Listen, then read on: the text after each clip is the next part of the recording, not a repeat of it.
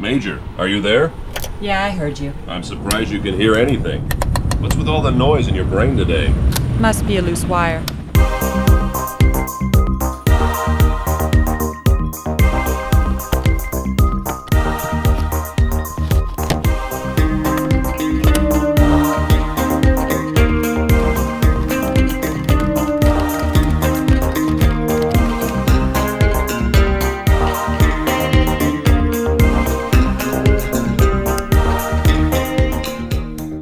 When was the last time you watched a really good science fiction movie? I mean a really good one. The titles that come to my mind are Blade Runner, The Terminator, RoboCop, and The Matrix. Those first three titles influenced the film that I chose to be my latest pick for box office movie review. This time I'll be reviewing 2017's Ghost in the Shell.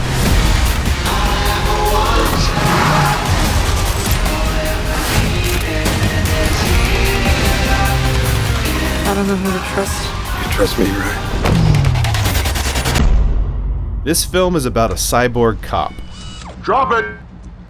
Not that cop. Dead or alive, you are coming with me. The title Ghost in the Shell can be translated meaning soul in the body. The original 1995 film takes place in mid-21st century Japan.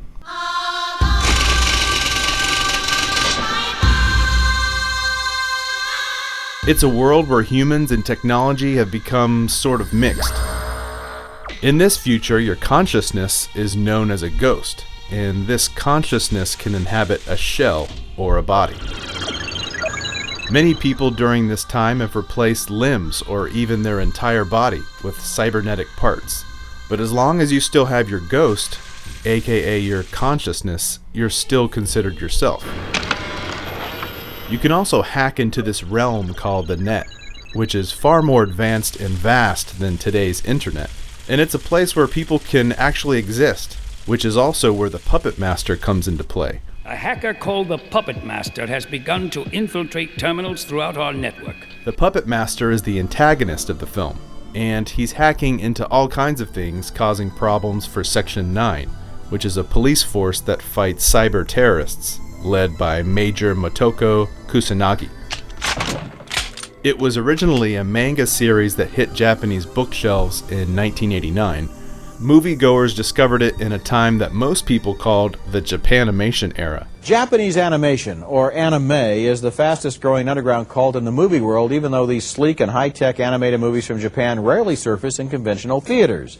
Every year a few of them break through, however, and the new anime feature making the rounds now is Ghost in the Shell. This is when anime was starting to creep into America. Growing up, I remember seeing the cover box at our local video store, and I assumed it was scandalous with the girl on the cover, so I always skipped it.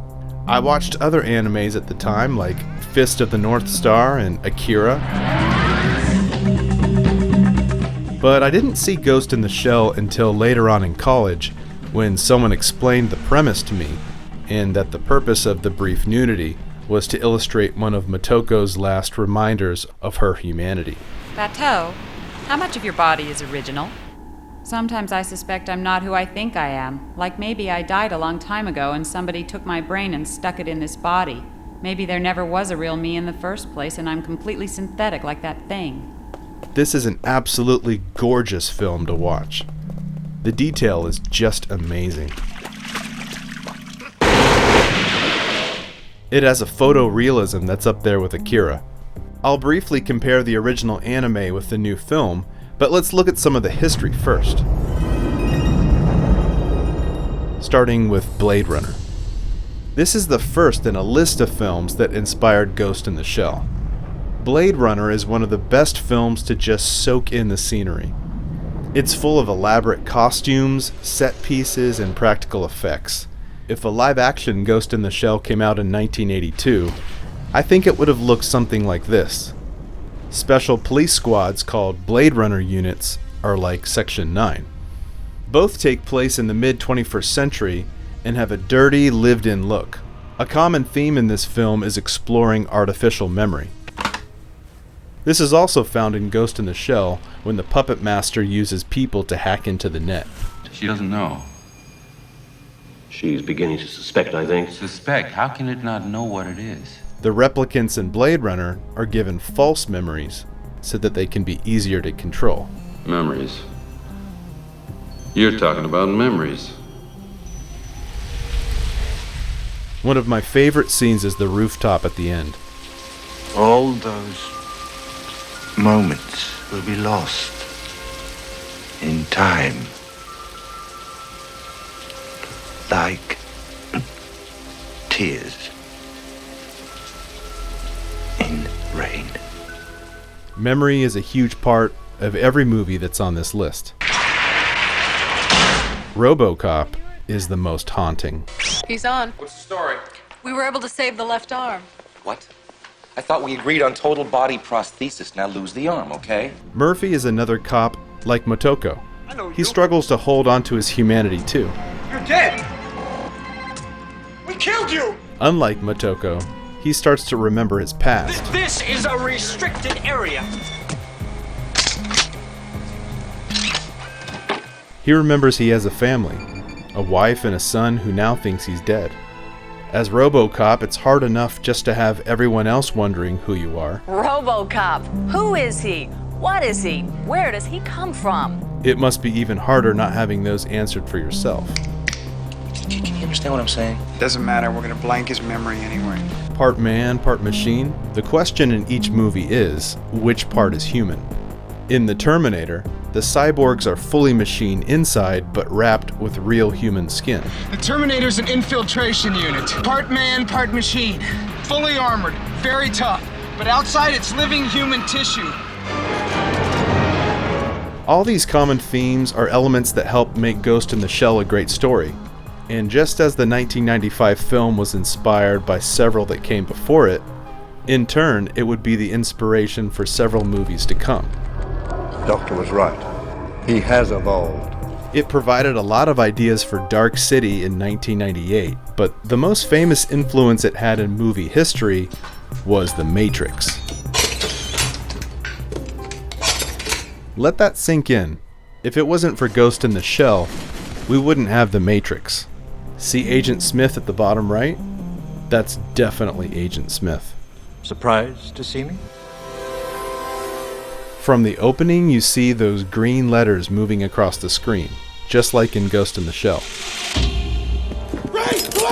Hands in your head! The character of Trinity is heavily inspired by Motoko. Plugging into the Matrix through a neck port is also used. This is the construct. Instead of the net, here it's the Matrix. And now for my thoughts on the new film. This is Major. I'm on site. I remember watching the first trailer right when it was released, and I thought it was one of the best trailers I've ever seen. With that said, the imagery in this film is worth the ticket price alone. Everyone around me, they feel connected to something. Besides the visuals, the story you'll probably forget in about 2 days. And that's not to say it's bad, it's just not that good. It's an adaptation from 1995, and the artificial intelligence storyline is one that's been done so many times before. So who is this movie for? I think it's for the fans of the original anime, and for those that want to soak in the atmosphere. But not all fans will be pleased, because they changed quite a bit to the original story. For those that don't like change, then they won't like this movie. However, if you do like change, you might appreciate how they explored Motoko's past. Unlike the original anime, they tell you who she used to be. Overall, I give the film a C+. It gets that rating because, as a film, it's only average in its storytelling, but it gets just an extra bump in rating for its amazing visuals. This film is exactly what I wish every anime could look like if it gets the live-action treatment. But what do you think? I hope you enjoyed the review. Leave your comments down below. Please like and subscribe, and we'll see you next time. 8 refuse collection vehicles are on duty in the surveillance area. Maintain your position in case they turn off. I'm moving in.